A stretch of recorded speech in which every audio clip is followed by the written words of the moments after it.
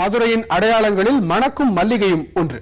மதுரை நகருக்கு மல்லிகைப்பூ அனுப்புவதில் விருதுநகர் மாவட்டம் செம்பட்டி மற்றும் சுற்றுப்புற கிராமங்களுக்கு முக்கிய பங்கு இருக்கிறது. ஆனால் வறட்சி காரணமாக இங்கு மல்லிகை விளைச்சல் கடுமையாக குறைந்திருக்கிறது.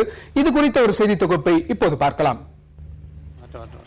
விருதுநகர் மாவட்டம் செம்பட்டி மற்றும் அதை சுற்றியுள்ள தொட்டியன்குளம், குறிஞ்சாக்குளம், பொய்யான்குளம், கோவிலான்குளம் ஆகிய கிராமங்களில் நுழைந்தாலே மல்லிகையின் மனமும் காற்றோடு கலந்து வரும். எங்கு பார்த்தாலும் மல்லிகை பூ பூத்து குலுங்கும்.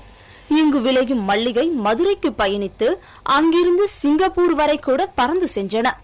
ஆனால் இதெல்லாம் பழங்கதையாகி விடுமோ என்ற அச்சம் எழுந்துள்ளது.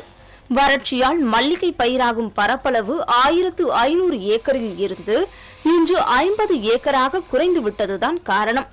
இதனால் தங்கள் எதிர்காலம் குறித்து கலங்கி போயுள்ளனர் மல்லிகை விவசாயிகள்.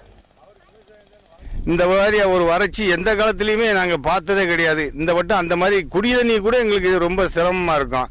விவசாயம் ஒண்ணுமே கட்டுப்படியாகல, வேலையும் நடக்கல, சம்சாரியில ரொம்ப தேங்கி போய் என்ன செய்வோம், அந்த ஊரை விட்டு ஓடுமானா எங்கே போனாலும் நம்ம அடிநிலம் கூட வரும்னு நினைச்சு நாங்களும் இப்போ இப்படி இதுலயே கிடந்து மண்ணுக்குள்ளே இறந்துதான் பிறண்டு சாகுறோம். அப்புறமும் எங்களுக்கு ஒரு நன்மை எதுவுமே கிடைக்கவே மாட்டேங்குது.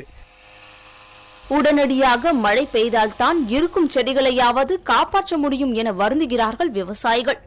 அப்படியே மழை வந்தாலும் பழையபடி மல்லிகை விவசாயம் செழிக்க 5 ஆண்டுகளாவது ஆகும் என்றும் அவர்கள் கவலையுடன் கூறுகிறார்கள். மல்லிகை செடிகள் வளர்ந்து பலன் தர 5 ஆண்டுகள் ஆகும் என சொல்லப்படுகிறது. வறட்சியால் பாதிக்கப்பட்ட பயிர்களுக்கு அரசு நிவாரணம் தந்து வரும் நிலையில் அதுவும் தங்களுக்கு கிடைக்கவில்லை என்றும் பயிர்கள் பட்டியலில் மல்லிகை இல்லை என கூறி அதிகாரிகள் மறுத்துவிட்டதாகவும் விவசாயிகள் கவலையுடன் தெரிவிக்கிறார்கள். மறுபுறம் தண்ணீரை தேடி கடன் வாங்கி ஆயிரக்கணக்கான அடிகள் ஆழத்தில் போர் போட்டதும் பலன் தராத நிலையில் கடன் சுமையும் கழுத்தை நெரிப்பதாக கூறுகிறார்கள் விவசாயிகள். இன்னைக்கு மாலைக்கு மேலே நாங்கள் 500 அடி போர் போட்டு பார்த்தோம். அதுலேயும் எங்களுக்கு தண்ணி இல்லை.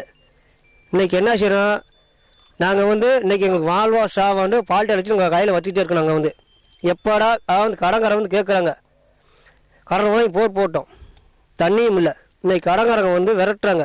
இன்னைக்கு இடத்த விற்கணும்னு நினைச்சாலுமே இடத்த விற்க முடியல. நாங்கள் போய் மல்லிகையை பாதுகாக்க அரசு உதவிகள் மட்டுமல்ல, மிக குறைந்த நீரில் பாசனம் செய்யும் நவீன தொழில்நுட்பங்களும் அது தொடர்பான ஆலோசனைகளும் இந்த பகுதி மக்களுக்கு தரப்பட வேண்டியுள்ளது.